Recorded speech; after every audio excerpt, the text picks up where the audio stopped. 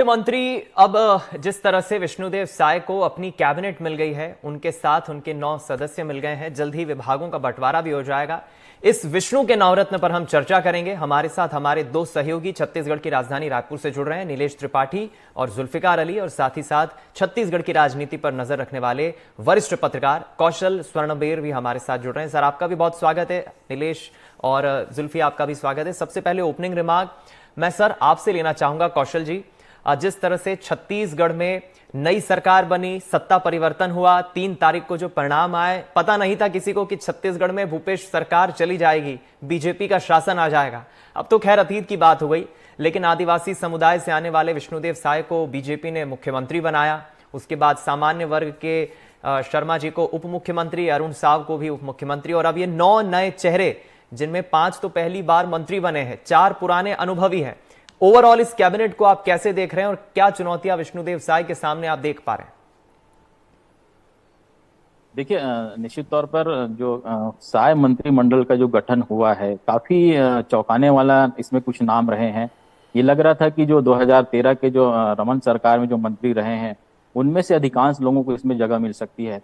लेकिन इसको लेकर काफी जद्दोजहदी जब जब मुख्यमंत्री के रूप में, उप मुख्यमंत्री के रूप में जब शपथ ग्रहण होता है, उसके बाद से कयास लगाए जा रहे थे कि मंत्री कौन कौन होगा, और इसको लेकर तरह तरह के नाम सामने आ रहे थे। और वही नाम सामने आ रहे थे बार बार, जो लगातार 2008 से 13 लगातार 3 बार के सरकार में जो मंत्री रहे हैं। लेकिन आज कल जब मुख्यमंत्री विष्णुदेव साय ने जब नामों की घोषणा की, और उनमें जिन नामों को घोषित किया गया, उसके बाद ये लगने लगा था कि छत्तीसगढ़ में यदि भारतीय जनता पार्टी इस तरह का प्रयोग करने जा रही, तो कहीं न कहीं ये भविष्य की सोच को लेकर कर रही है। क्योंकि आप देखेंगे, जो मंत्रिमंडल में जिन लोगों को जगह दी है, उसमें सभी वर्ग के लोग शामिल हैं। छत्तीसगढ़ की पहचान होती है साहू, वर्मा, देवांगन। ये छत्तीसगढ़ में इस तरह के जो सरनेम काफी प्रचलित है। और छत्तीसगढ़ में यदि आप इन नामों को देखते हैं, तो मंत्रिमंडल में पहली बार आप देखेंगे देवांगन समाज से कोई पहली बार मंत्री बना है। नोबेल वर्मा के बाद पहली बार कोई वर्मा, क्योंकि कुर्मी भूपेश बघेल रहे हैं, लेकिन वर्मा सरनेम का कोई पहली बार मंत्री बना है।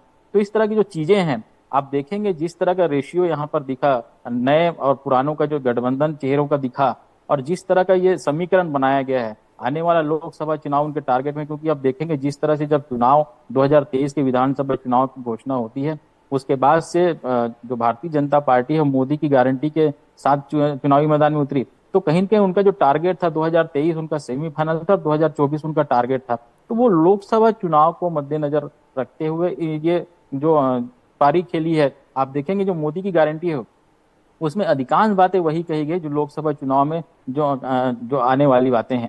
और जो मंत्रिमंडल का जो गठन है, निश्चित तौर पर पहली बार के विधायक, 31 साल के विधायक, और जो नए चेहरे हैं जिनको विधायकी का भी अनुभव नहीं है, उनको सीधा मंत्री बना देना, ये भारतीय जनता पार्टी में हो सकता है। और उन्होंने ये बता दिया है कि जो गांव गरीब किसान की बात जो कांग्रेस करती थी, जिस छत्तीसगढ़ियावाद की कांग्रेस बात करती थी, उस छत्तीसगढ़ियावाद को भारतीय जनता पार्टी ने करके दिखाया है। और ये जो तमाम चेहरे जो दिख रहे हैं, ये कहीं न कहीं जो छत्तीसगढ़ के जो पहचान है, उसको ये परिलक्षित करते हैं। चलिए, बिल्कुल ठीक कहा आपने। मैं लौटूंगा आपके पास सर। कौशल जी ने बहुत अच्छी बात कही है। जुल्फिकार, मैं अब आपसे समझना चाहूंगा, जिस तरह से 9 मंत्रियों ने आज शपथ ली है, हर रीजन से हम देख रहे हैं, हर संभाग से, चाहे दुर्ग हो, रायपुर हो, बिलासपुर हो, दो एक चेहरे, लेकिन सबसे ज्यादा 3 चेहरे, 3 मंत्री हम देख रहे हैं सरगुजा संभाग से बनाए गए हैं। सभी को साधने की कोशिश की गई, एक बैलेंस्ड कैबिनेट लग रही है, जिनमें 5 नए चेहरे हैं, 4 अनुभवी है। कैसे देख रहे हैं आप इस कैबिनेट को? बिल्कुल, आपने जो बात कही वो बिल्कुल सही है, और सरगुजा से सबसे ज़्यादा मंत्री लिए गए हैं, और उसकी वजह बिल्कुल साफ है। मुख्यमंत्री भी उसी क्षेत्र से आते हैं। तो अमूमन एक मानवीय प्रवृत्ति होती है, जिस जगह से जो व्यक्ति आता है उसका वहाँ से लगाव होता है। लेकिन यहाँ ये राजनीति है। राजनीति वो तमाम फैसले लिए जाते हैं जिससे आने वाले वक्त में उस पार्टी को फ़ायदा हो, जो पार्टी निर्णय ले रही होती है। सरगुजा से सबसे ज़्यादा मंत्री होने की वजह यह भी है कि सरगुजा ने ही छत्तीसगढ़ में भारतीय जनता पार्टी को मजबूत बढ़त दी है। 14 की 14 सीटें जो पिछले 2018 के चुनाव हुए थे कांग्रेस जीती थी, इस बार पूरी 14 की 14 सीटें सरगुजा की भारतीय जनता पार्टी जीती है। और कांग्रेस के कद्दावर नेता उप मुख्यमंत्री TS सिंहदेव भी उस क्षेत्र से हार गए। तो ये लाजमी सी बात है कि जहाँ से सबसे ज़्यादा अगर बढ़त मिली है, तो वहाँ का प्रतिनिधित्व भी सबसे ज़्यादा होगा। और इसके अलावा ये बात भी है क्योंकि छत्तीसगढ़ में आदिवासियों ने बढ़ चढ़कर भारतीय जनता पार्टी का साथ दिया, सरगुजा के आदिवासी हों या बस्तर के आदिवासी। तो सरगुजा में जो सबसे ज़्यादा साथ मिला तो उसका परिणाम भी यहाँ पे देखने को मिला। अगर ओवरऑल बात करें कि जो विष्णुदेव साय कैबिनेट में अब 12 मंत्री हो गए हैं मुख्यमंत्री को मिलाकर, तो इसको किस तरीके से देखा जाए तो अभी के जो स्थितियों में वो देखने में जो लग रहा है वो ये है कि भारतीय जनता पार्टी एक चुनाव जीतती है तो दूसरे चुनाव की तैयारी में जुट जाती है। तो इस मंत्रिमंडल में ये देखने को मिल रहा है कि 2024 की तैयारी में जुटी है भारतीय जनता पार्टी। 11 में 11 सीटों के लक्ष्य भी ले लिया है, क्योंकि पिछले चुनाव में देखें जब तो उस दौरान छत्तीसगढ़ में भारतीय जनता पार्टी को 11 में से 9 सीटें मिली थी और 3 हिंदी बेल्ट के जो राज्य हैं, राजस्थान है, मध्य प्रदेश है और छत्तीसगढ़, तो छत्तीसगढ़ में सबसे ज़्यादा कांग्रेस ने जीती थी। मतलब उस लिहाज से कि 11 में से 2 सीटें कांग्रेस ने जीती थी, मध्य प्रदेश में 1 ही सीट जीत पाया और राजस्थान में 1 भी नहीं जीते।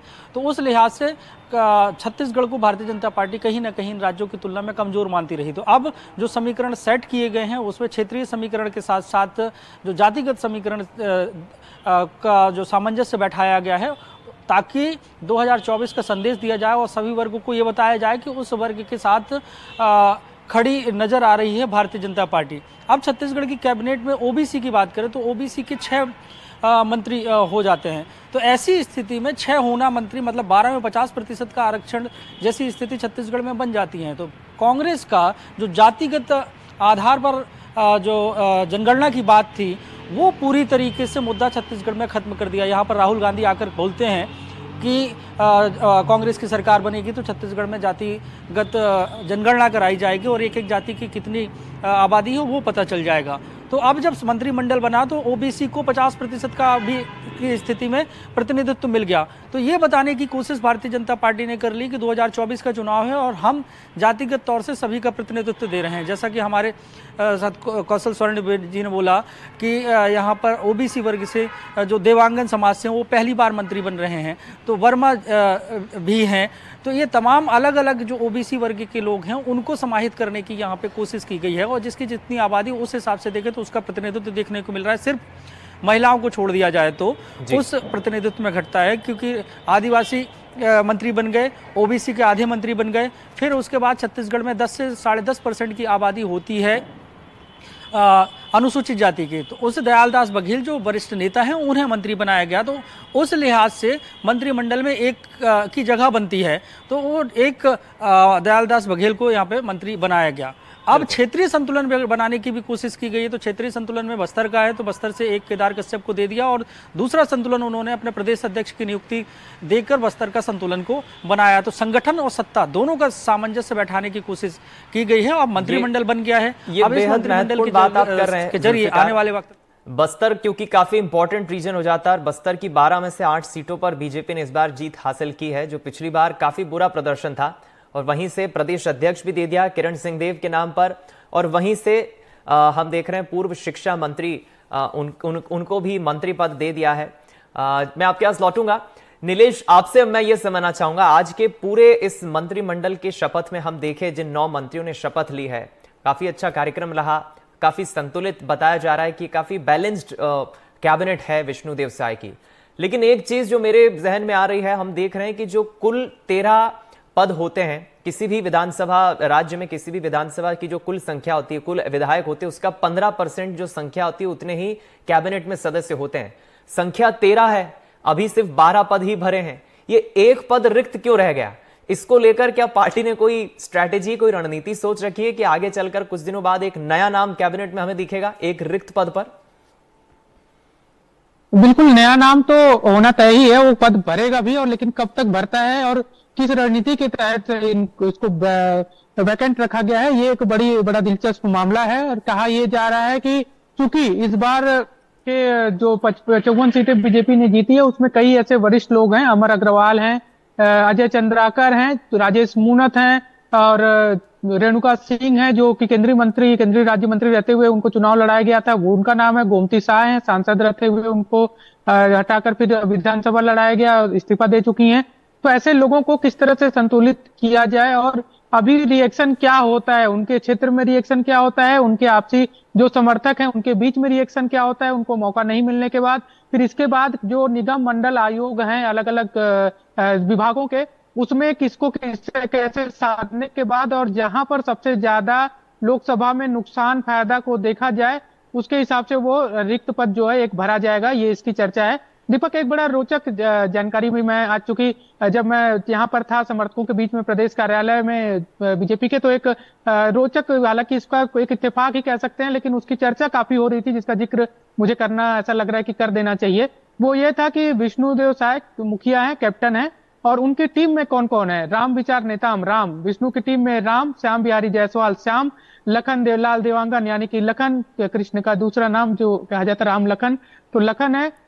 इसके अलावा लक्ष्मी राजवाड़े। तो ये एक चर्चा का विषय प्रदेश कार्यालय बीजेपी में आज काफी था कि विष्णु की टीम में राम, श्याम, लखन और लक्ष्मी भी हैं। वाह। और ब्रिजमोहन का भी चर्चा हो रहा था कि उनके जो शरणार्थी नाम है ये इनकी कैबिनेट में। तो ये एक बड़ा रोचक दिलचस्प चर्चा है, जो है जब कार्यकर्ताओं के बीच में जब अपने नेताओं का इंतजार करते रहते हैं, तो इस तरह की चर्चाएं और इस तरह के समीकरण भी साधते रहते हैं। हम जातिगत समीकरण की बात कर रहे हैं, हम क्षेत्र की समीकरण की बात कर रहे हैं, हम लोकसभा वार समीकरण की बात कर रहे हैं, लेकिन कार्यकर्ताओं के मत में इस तरह के समीकरण भी चलते रहते हैं।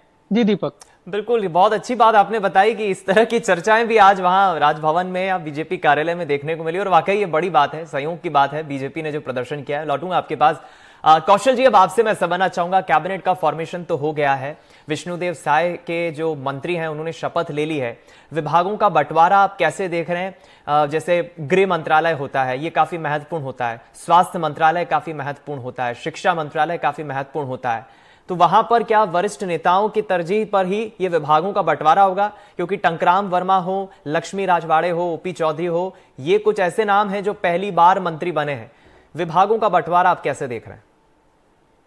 दीपक जी, निश्चित तौर पर आप देखेंगे छत्तीसगढ़ में मुख्यमंत्री के साथ पहली बार 2 उप मुख्यमंत्री बनाए गए हैं।